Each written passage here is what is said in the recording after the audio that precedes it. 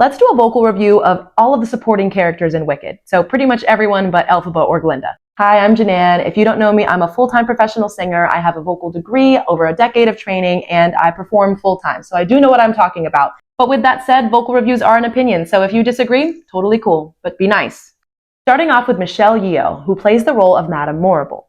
Now, Michelle isn't a singer. She easily admitted that. She talked about how she was nervous to sing in front of Cynthia, and Cynthia encouraged her and was like, you got this. And luckily for Michelle, Madame Morrible doesn't have to sing that much, but she does have to sing the beginning of Wizard and I.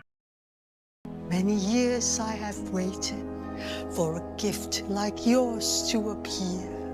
Why, I predict the wizard might make you his magic grand vizier. My dear, I'll write at once to the wizard. Tell him of you in advance. It's good, right? She hit all the notes, nothing stuck out as particularly bad, and she of course communicates the emotions very well because she's a spectacular actress. But is it obvious that she doesn't have much experience singing? Yes. It's kind of weak, right? So if she was on the stage, she would have a lot of trouble projecting, I believe, but she's not on a stage, she's in a movie, so she gets away with it. This is kind of what happens when you hire somebody that has to learn how to sing for a role as opposed to somebody that already knew how to sing it. When I listen to actors that are singing and only really learn to sing for that specific role, I don't feel very relaxed watching them, you know? Even though they're hitting all the right notes, they're pulling it off, you can just still hear the weakness and the lack of support in their voice, and you just don't feel safe. You don't feel safe watching them the way that you do when you hear Cynthia. With Cynthia, you're like, I know she's gonna slay it. She's gonna do way more than just pull it off. That being said, in every other aspect of Madame Morrible, Michelle slayed. Would someone who had more experience do better at the singing part? Yes, of course, but she embodied Madame Morrible. She did an amazing job. I mean, that scene where she turns around while the monkeys are like flying behind her, amazing. Chef's kiss. Now let's talk Bode. Bode is played by Ethan Slater, who is probably most known for his role in SpongeBob the Musical. His main singing part happens in Dancing Through Life. Let's listen. Listen, Nessa. Yes? Nessa, I've got something to confess, a reason why, well, why I asked you here tonight. Because you are so beautiful. Let's dance. So yeah, Ethan's obviously a singer, obviously a tenor, right? He's got that really high range and he seems really comfortable up there. His vocals sounded supported and healthy. His vibrato sounded natural and even. It didn't sound like he was straining at all. Now, did we hear a bit of SpongeBob on the "because you are so beautiful"? Yeah, we did.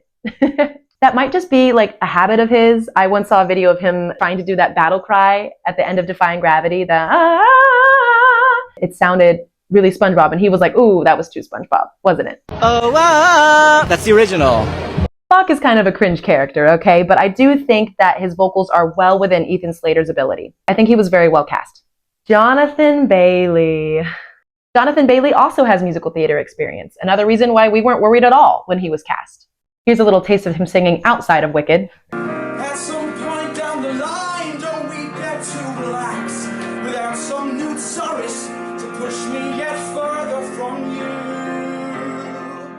Jonathan plays Fiyero. Let's listen to him sing Dancing Through Life.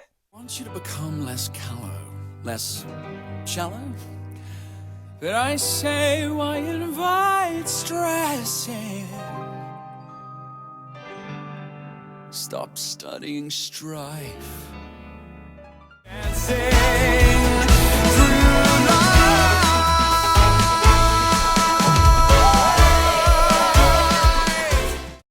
Yeah, it sounds easy for him, right? And he made the singing his own, right? He changed some of the melodies, which is so cool. I think I would call him a baritone or a barotenor. I'm leaning towards barotenor because of that falsetto moment, but he still has such richness to his voice. And he has so much fullness to his voice. I'm so glad that they cast someone who could sing and dance for this because, I mean, it is hard to sing and dance in the first place. So that requires some training, that requires some practice. Lots of breath support. I'm not going to go so far as to say that Jonathan Bailey is the only person who could have played Fiyero, right? Because Jeremy Jordan exists. But he nailed the singing, the acting, the dancing, and he was a total heartthrob. I felt so safe in his vocal arms. That sounds weird, but I did, okay?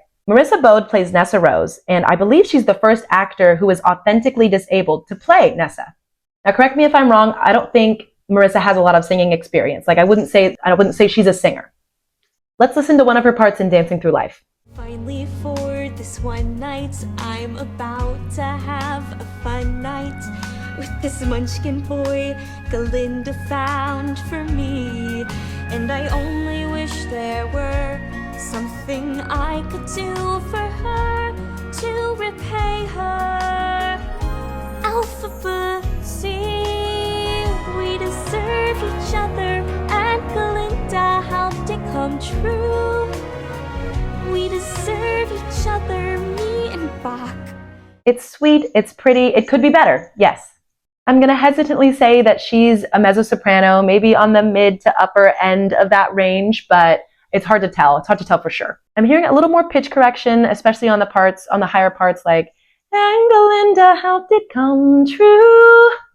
Someone with more singing experience might have put a little bit more vibrato there. Helped it come true. You don't have to do vibrato, but it's one of those things where I'm like, I feel like if she had a little more training, she probably would have went for vibrato. Like it was a sign.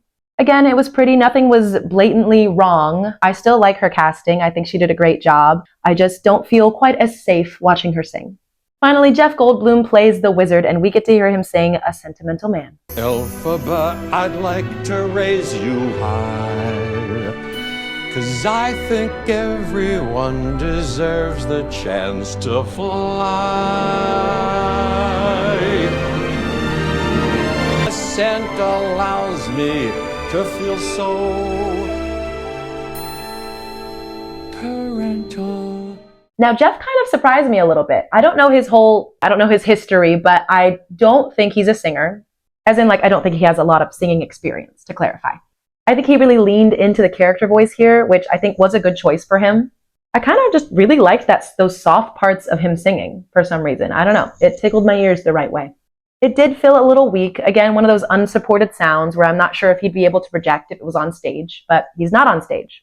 I mean, I guess baritone for voice type, it's not an exact science, okay? Especially for musical theater, right? These voice types are generally supposed to be used for classical voices, so we're just fitting them into a box the best way we can. He did a good job, I think. It's hard to watch him and not think Jeff Goldblum, but I thought he embodied the wizard pretty well.